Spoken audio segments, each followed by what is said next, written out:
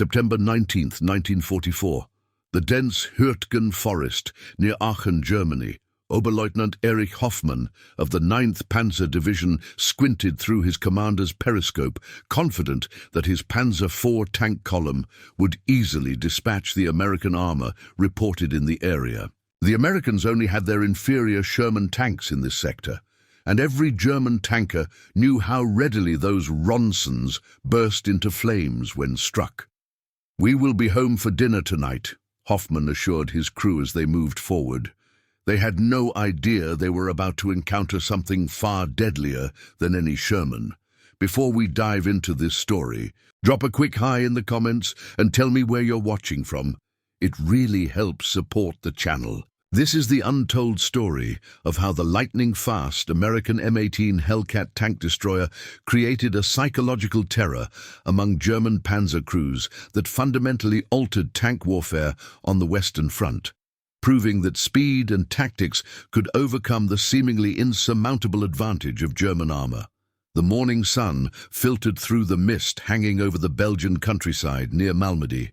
Hauptmann Klaus Weber of the 1st SS Panzer Division supervised as his Tiger tank, and 2 supporting Panzer IVs refueled at a forward supply point. Intelligence indicated American armor moving in their direction, but Weber felt no concern. His 88mm gun could penetrate any American tank at ranges exceeding 200 meters, while American shells often bounced harmlessly off his Tiger's thick frontal armor. "The Americans have nothing that can match our Tigers," Weber told Feldwebel Schmidt, his gunner. "Their Shermans are death traps. We'll engage them at distance and pick them off one by one." Schmidt nodded in agreement. The technical superiority of German tanks was accepted as an almost scientific fact among Panzer crews. The Tiger Wine weighed 57 tons, carried 100 mm of frontal armor, and mounted the lethal 88mm KWK-36 gun. By comparison, the standard American M4 Sherman weighed just 33 tons, had only 70 cm of frontal armor at its thickest point, and typically carried a 75mm gun that struggled to penetrate German heavy tanks, except at dangerously close ranges. 5 kilometers away, Captain Robert Fitzgerald of the 705th Tank Destroyer Battalion studied his map as his radio man reported enemy tank movements. Unlike Weber, Fitzgerald commanded no heavy tanks. His unit operated M18 Hellcats, vehicles that seemingly defied conventional armored warfare wisdom. "Remember, gentlemen," Fitzgerald addressed the commanders gathered around him, "we don't slug it out with krauts. Hit and run. Use your speed. Use the terrain. 3 shots maximum at any position before relocating. Let's move." Technical Sergeant James Monroe climbed into the commander's position of his M18, designated H-22, at just 7 tons, less than a third the weight of a Tiger. The Hellcat seemed dangerously underprotected with its maximum armor thickness of only 25 millimeters. But what it sacrificed in protection, it gained in extraordinary speed. "Crank her up, Wilson," Monroe called to his driver. Private First Class Thomas Wilson engaged the Hellcat's 9-cylinder Continental R975 radial aircraft engine, which roared to life with 400 horsepower. This power-to-weight ratio gave the M18 a top speed of 55 miles per hour on roads, more than twice the speed of a Tiger tank and faster than many World War II-era trucks. "I still don't understand why they didn't give us more armor," complained Corporal Eddie Jenkins, the gunner. "One hit from an 88 and we're toast." "That's why they don't hit us," Monroe replied with a grin. "Can't hit what you can't catch." The M18's development represented a distinctly American approach to tank destroyer doctrine. While German engineering focused on creating increasingly heavy and well-armed tanks, the Americans had developed the tank destroyer force around a simple concept: seek, strike, destroy. Rather than meeting German armor head-on, M18 crews were trained to ambush, hit first, and immediately relocate. The Hellcat's design prioritized mobility and firepower over protection. Its 76mm gun could penetrate 101mm of armor at 100 yards, sufficient to threaten the frontal armor of Panzer IVs and the side armor of Panthers and Tigers. The gun was mounted in an open-top turret that allowed 360-degree traverse in just 15 seconds, twice as fast as most German tanks. As Weber's Tiger and supporting panzers rolled toward the crossroads where American forces had been reported, his radio crackled with an urgent message. 3 kilometers south, a Panzer IV from a neighboring company had been destroyed. The surviving crew reported being hit from the flank by an unknown American vehicle that disappeared before they could return fire. Probably just a lucky shot from a Sherman, Weber reassured his driver. Maintain course and speed. Unbeknownst to Weber, Captain Fitzgerald had divided his Hellcats into 3 groups of 4 vehicles each, placing them in concealed positions along likely German approach routes. Munro's section waited in a copse of trees overlooking a small valley that offered excellent fields of fire. "Target 2 o'clock, 800 meters, whispered Jenkins, spotting movement through his gun sight. "Panzer IVs, 2 of them, and, Jesus Christ, a Tiger." Munro's heart raced as he verified the identification. The massive silhouette of the Tiger was unmistakable, its long-barreled 80mm gun sweeping the horizon as it advanced. Behind it followed 2 Panzer IVs in standard arrow formation.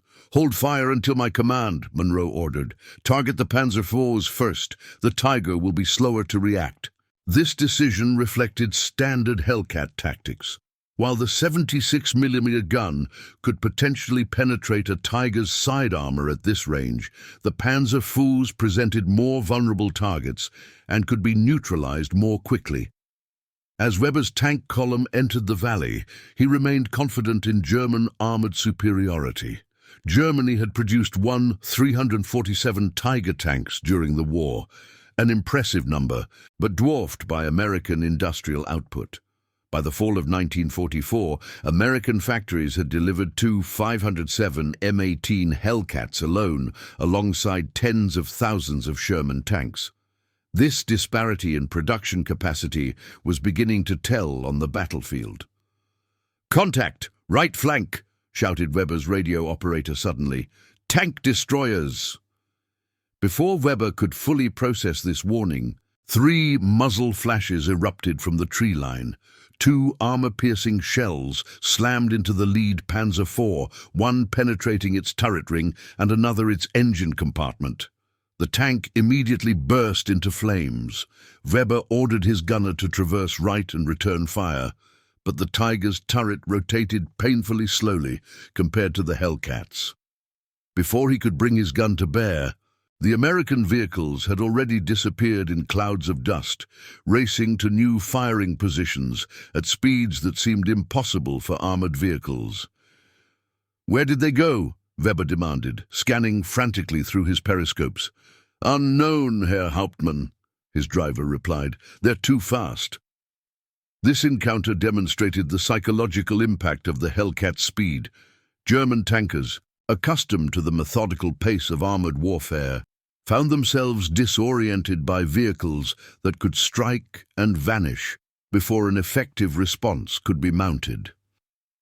The 57-ton Tiger, despite its fearsome reputation, was limited to a maximum road speed of just 23 miles per hour and suffered from chronic mechanical reliability issues.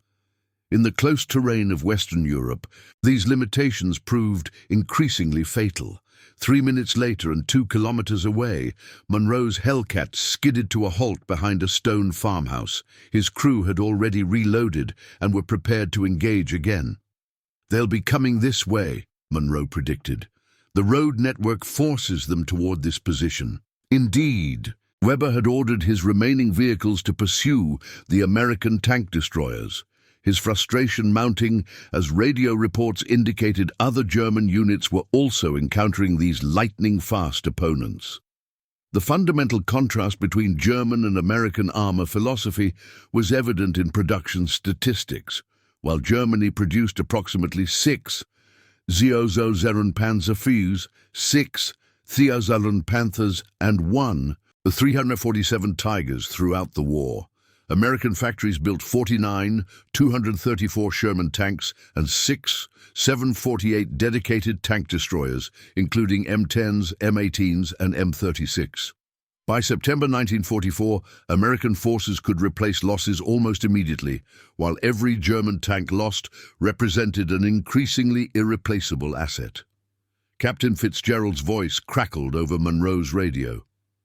"All units, target approaching from the southwest. Same formation. They've picked up speed." "Roger that," Monroe replied. "H-22 in position at checkpoint Charlie."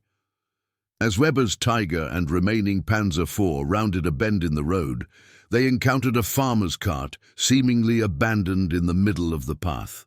Weber ordered his driver to push it aside, rather than waste time maneuvering around it. This delay, just 30 seconds, proved costly.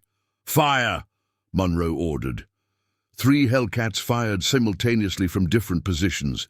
2 shells struck the Panzer IV, causing it to erupt in flames. The remaining shell hit the Tiger's track, immobilizing but not penetrating the heavy tank. "Bail out!" Weber shouted, realizing his immobilized Tiger was now vulnerable. Without mobility, the vehicle's armor advantage meant nothing against opponents who could simply maneuver to its weaker side or rear armor. As Weber and his crew scrambled from the hatches, the Hellcats were already racing away, their dust trails disappearing over the next hill. For Technical Sergeant Monroe, this engagement illustrated the revolutionary nature of the M18. The Hellcat overturned conventional thinking about tank warfare that had emphasized the armor firepower balance. Instead, it prioritized mobility to an unprecedented degree. The production journey of the M18 reflected this philosophy.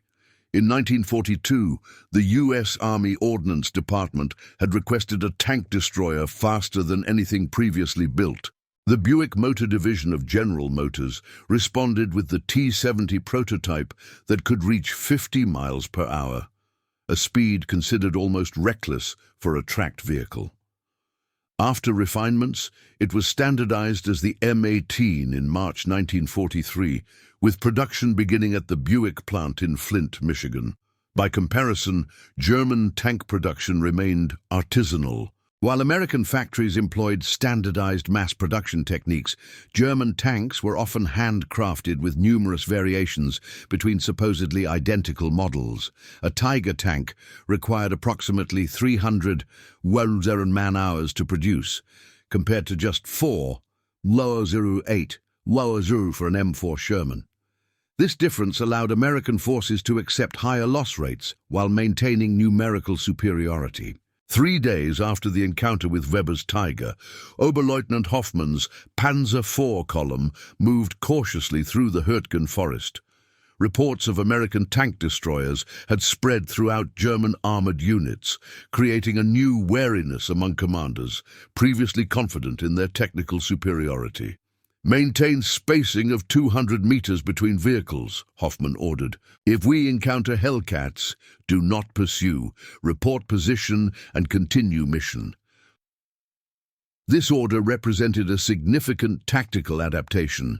German Panzer commanders were explicitly acknowledging that pursuing M18s was futile and potentially suicidal. The psychological impact extended beyond actual combat effectiveness. German units were now hesitating, second-guessing their movements, and adopting increasingly defensive postures. Captain Fitzgerald recognized this shift. "They're getting cautious," he told his platoon leaders during an evening briefing in a bombed-out Belgian schoolhouse. "That works in our favor. The more time they spend looking over their shoulders, the less effective they are at their primary mission." The U.S. Army's official statistics supported this assessment. Despite their light armor, M18 battalions claimed 526 enemy tanks destroyed in combat at a loss of 217 Hellcats. The 705th Tank Destroyer Battalion alone would be credited with knocking out 39 German tanks and assault guns during the Battle of the Bulge. But we need to be realistic, Fitzgerald continued. The 76mm gun still struggles against frontal armor on Panthers and Tigers, hit them from the sides and rear whenever possible. This limitation was well understood by crews. While the M18's gun could penetrate 109 millimeters of armor at 1,000 yards, the Panther's frontal armor measured 80 millimeters sloped at 55 degrees, equivalent to approximately 140 effective thickness, while the Tiger carried 100 millimeters of vertical frontal armor. By comparison, the German 80mm gun could penetrate 115 millimeters of armor at 1,500 meters, enough to defeat an M18 at virtually any practical combat range. The following morning, Technical Sergeant Monroe's Hellcat was part of a reconnaissance patrol when they received urgent orders to support infantry pinned down by German armor near Kommerscheid. 3 Panthers reported, the radio squawked. Request immediate tank destroyer support. As Monroe's section raced toward the coordinates, they could hear the distinctive sound of German 75mm guns firing. The Panthers, with their long-barreled 75mm KWK-42 guns, were systematically destroying American positions from a ridge overlooking the town. "We can't take them head-on," Monroe told his crew as they approached. "We'll circle around and hit them from behind." This decision exemplified Hellcat tactics. While a Panther's frontal armor was nearly impervious to the 76mm gun at combat ranges, its side armor was only 45-50 millimeters thick, well within the Hellcat's penetration capability. The 3 M18s separated, using a shallow ravine to approach unseen from the east, while the Panthers remained focused on targets to their front. Monroe's driver, Wilson, pushed the engine to its limits as they climbed a gentle slope that would bring them behind the German position. "Target acquired," Jenkins announced as they crested the hill. 3 Panthers, staggered formation, all facing away from us. The Panther tanks, focused on suppressing American infantry positions, remained unaware of the threat behind them. Monroe gave the order to fire, and all 3 Hellcats launched their attacks simultaneously. The results were devastating. 2 Panthers were knocked out immediately as 76mm shells penetrated their thinner rear armor, igniting ammunition and fuel. The third managed to begin a turret traverse, but was hit twice more before it could bring its gun to bear. In less than 30 seconds, 3 of Germany's most formidable tanks had been eliminated without landing a single return shot. The Hellcats were already withdrawing before the German infantry supporting the Panthers could effectively respond. This engagement demonstrated another key advantage of the M18, its open-topped turret. While seemingly a vulnerability, this design choice actually provided exceptional visibility and situational awareness compared to the closed turrets of conventional tanks. Hellcat commanders could spot targets more quickly and communicate more effectively with infantry and other vehicles.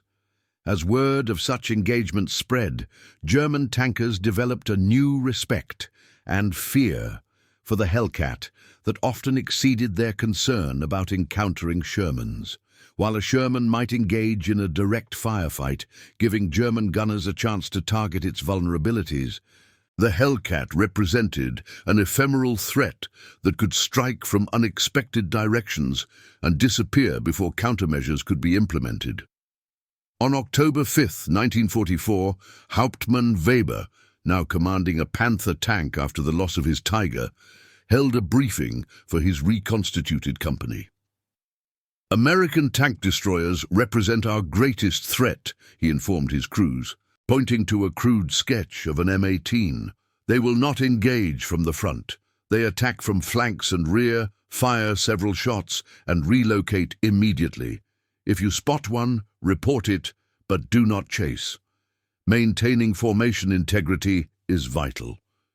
This briefing illustrated how German tactics were adapting to counter the Hellcat threat. Units were instructed to travel with infantry support whenever possible, maintain all-around security rather than focusing solely to the front, and avoid presenting flank shots even when no enemy appeared present. German officers also compiled detailed reports on Hellcat capabilities for distribution to Panzer units.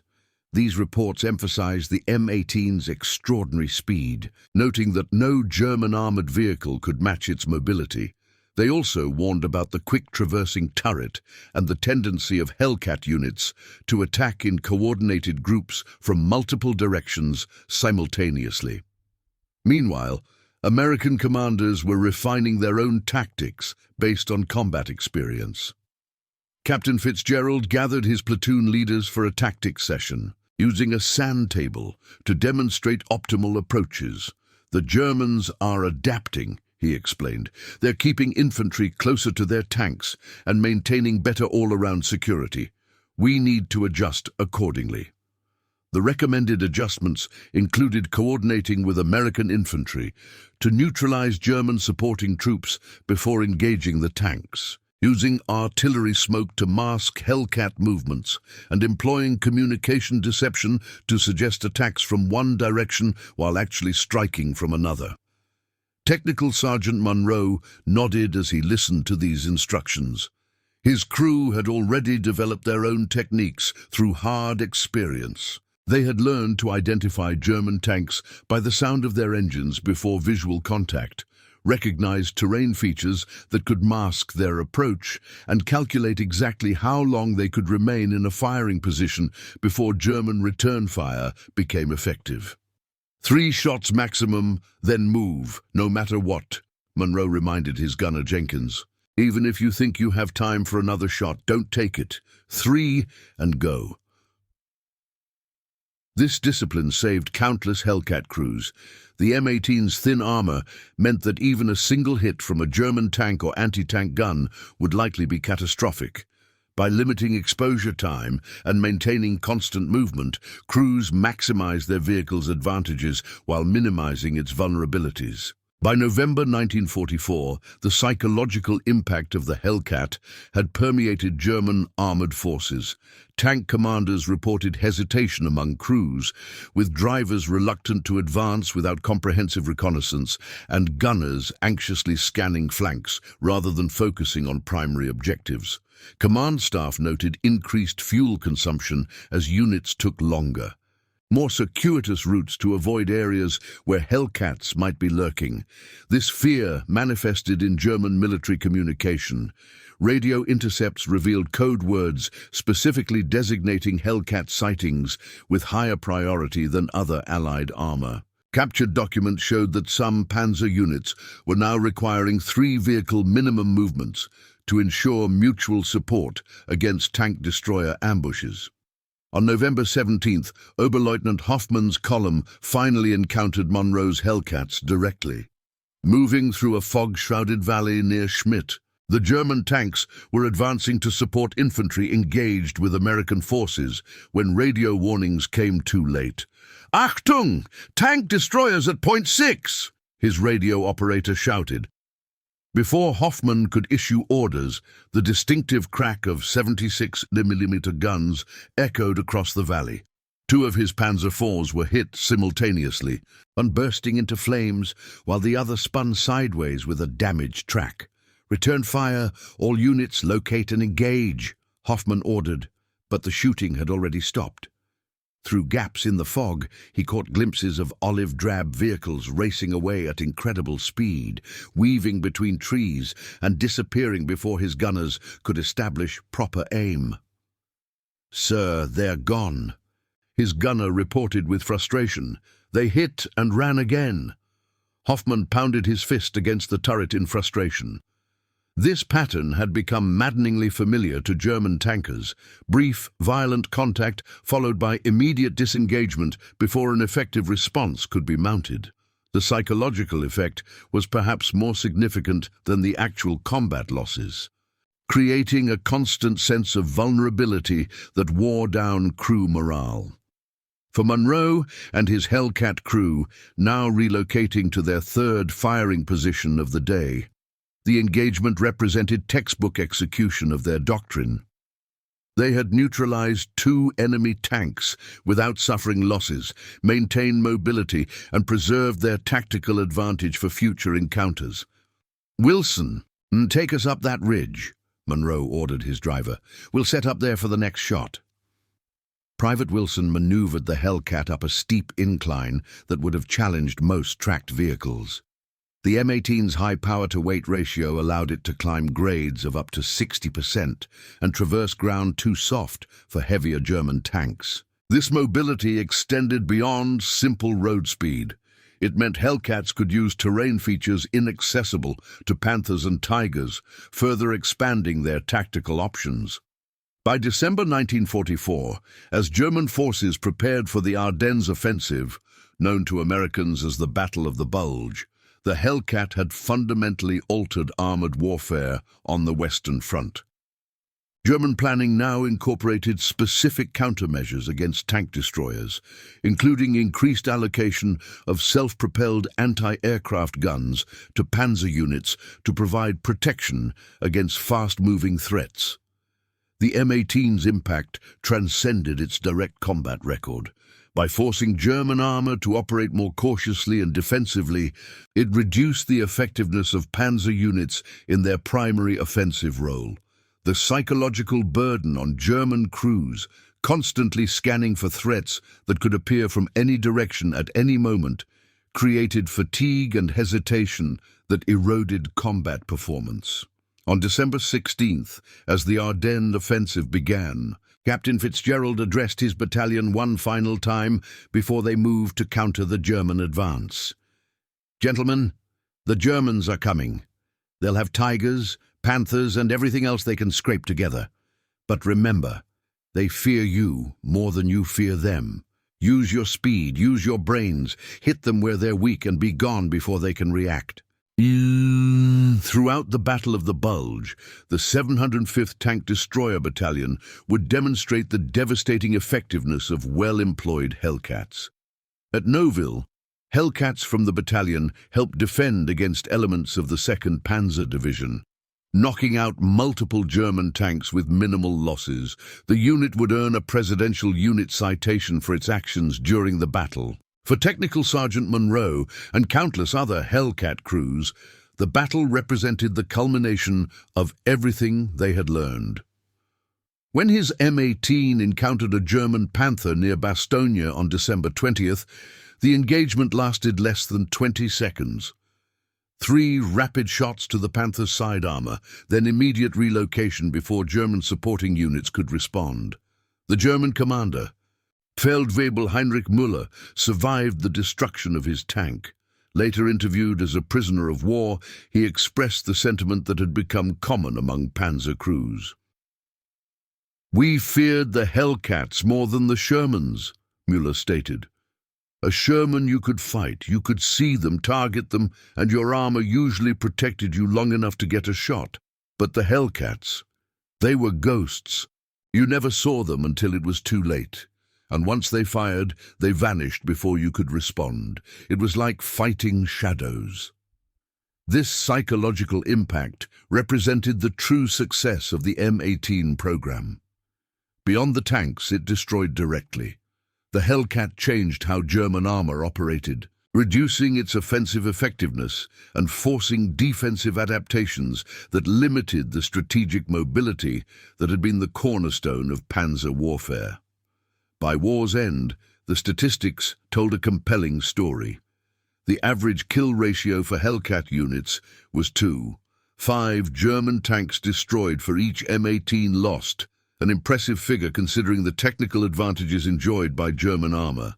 More significantly, the US built 2 507 Hellcats at a unit cost of approximately $55,230 each in 1944 dollars, compared to just 1 347 Tiger tanks produced by Germany at a staggering cost of 250,800 Reichsmarks each, approximately 320 in 1944 dollars. This production disparity highlighted the fundamental difference in American and German approaches to armored warfare. While German engineers created technically superior individual vehicles, American industry focused on producing good enough designs in overwhelming numbers. The Hellcat represented the perfect balance, sacrificing armor protection to maximize speed and firepower while remaining simple enough for mass production. For Hauptmann Weber, who survived the war and was eventually captured near Remagen in March 1945, the Hellcat came to symbolize the industrial might that ultimately overwhelmed Germany's technical advantages. "We built the best tanks in the world," he later wrote in his memoirs, "but the Americans built thousands of Hellcats that were fast enough to choose when and where to fight. We could win individual battles, but we were fighting an opponent who could replace losses overnight while our own strength steadily diminished." In the end, the M18 Hellcat proved that speed could indeed be a form of armor.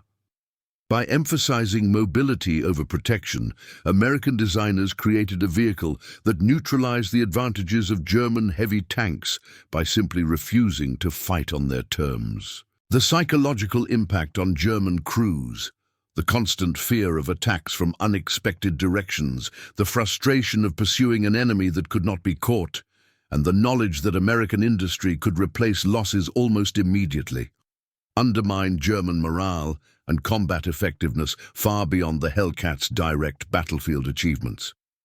As the war in Europe concluded, the lessons of the M18 program influenced armored vehicle design worldwide. The balance between firepower, protection, and mobility would be reconsidered by military planners who had witnessed the psychological and tactical advantages of extreme speed in armored warfare. Though many post-war tank designs would return to emphasizing armor protection, the concept of highly mobile tank destroyers would persist in various forms. For Technical Sergeant Monroe and the men of the 705th Tank Destroyer Battalion, their contribution was measured not just in German tanks destroyed, but in lives saved by preventing those tanks from reaching their objectives. The Hellcat's legacy lived on in the tactics it pioneered and the fear it instilled in enemy forces, proving that sometimes the most effective weapon is not the biggest gun or the thickest armor, but the ability to strike when and where your enemy least expects. And that concludes our story. If you made it this far, please share your thoughts in the comments. What part of this historical account surprised you most? Don't forget to subscribe for more untold stories from World War II, and check out the video on screen for another incredible tale from history. Until next time.